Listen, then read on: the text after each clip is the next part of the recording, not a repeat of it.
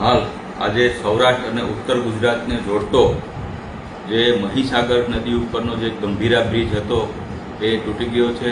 એમાં અનેક વાહનો એ નદીના પાણીની અંદર ગરકાવ થઈ ગયેલા છે। આ ખરેખર ખૂબ જ ગંભીર બાબત છે અને આવા તો અનેક બ્રિજ ગુજરાતની અંદર છે જે જર્જરિત અવસ્થામાં છે અને અનેક એવા રોડ છે જે સાવ તૂટી ગયા છે ચોમાસામાં।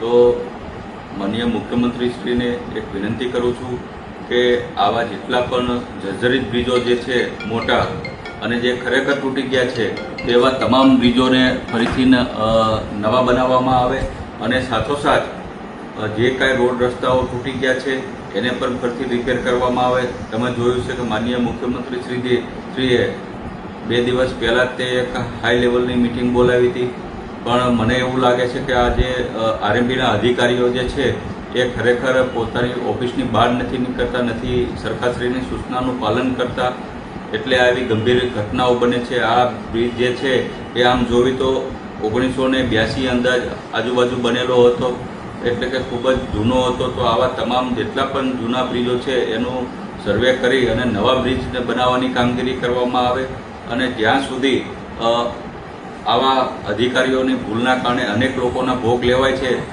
તેવા અધિકારીઓ ઉપર કાર્યપાલક હોય કે અધિક્ષક હોય આવા ઉપર માનવ વધનો ગુનો દાખલ કરી અને પોલીસ કાર્યવાહી કરવામાં આવે તેવી વિનંતી કરું છું।